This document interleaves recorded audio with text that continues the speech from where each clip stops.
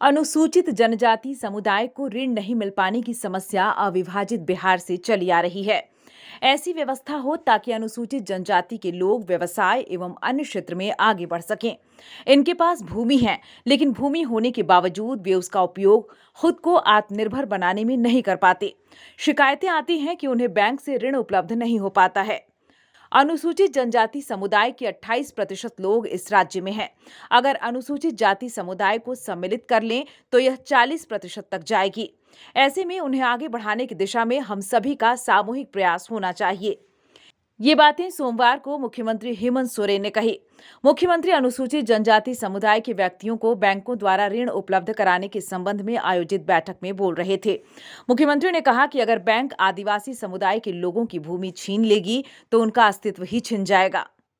उनके अस्तित्व को सुरक्षित रखते हुए हमें कार्य करना है।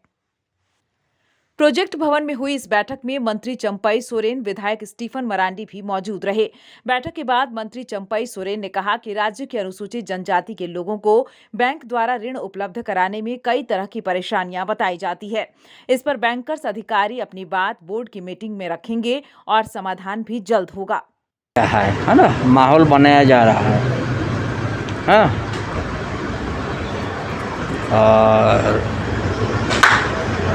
उन लोगों का भी बोर्ड वोर्ड है, वहाँ से भी अपना ये करेगा। उम्मीद की जाए कि ये जो अड़चनें आती है इसको दूर कर पाने में बैंक देखो, बात जब शुरू हो गया तो ये निश्चित रूप से समाधान के रास्ता तो निकलेगा ना, इसलिए शुरुआत किया गया है, बात अब निकलेगा समाधान, है ना। वहीं विधायक स्टीफन मरांडी ने इस मामले को लेकर कहा कि सबसे अहम बात यह है कि यहाँ के मूल निवासियों के पास 100 एकड़ जमीन रहने के बावजूद भी वो अपने बच्चे को विदेश पढ़ने के लिए नहीं भेज पाते हैं। यह एक बहुत बड़ी समस्या है।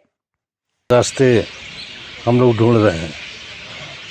फाइनली बैंकर्स ने भी कुछ ऐसा नहीं बता पाया कि हम रास्ता कैसे निकालेंगे CNT SPT एक्ट में, बल्कि बोर्ड की मीटिंग में हम लोग अपना चर्चा करेंगे और चर्चा के बाद गवर्नमेंट के रेफरेंस में, आज के मीटिंग के रेफरेंस में वो बोर्ड की मीटिंग में बात करेंगे और कोई रास्ता निकालने का प्रयास करेंगे।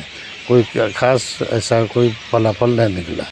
बैठक में मुख्य सचिव सुखदेव सिंह, मुख्यमंत्री के प्रधान सचिव राजीव अरुण एक्का, मुख्यमंत्री के सचिव विनय कुमार चौबे, वित्त सचिव अरुण कुमार सिंह, कल्याण सचिव के सोन और विभिन्न बैंकों के महाप्रबंधक और क्षेत्रीय प्रबंधक भी उपस्थित रहे। न्यूज विंग के लिए रांची से मनीष झा की report. Giridih is a small place, and we have like very less facilities in terms of education and this kind of infrastructure. It came to our mind that basically there should be good opportunities for the students of Giridih, those who are leaving the town and going outside for studies, their higher studies and their education.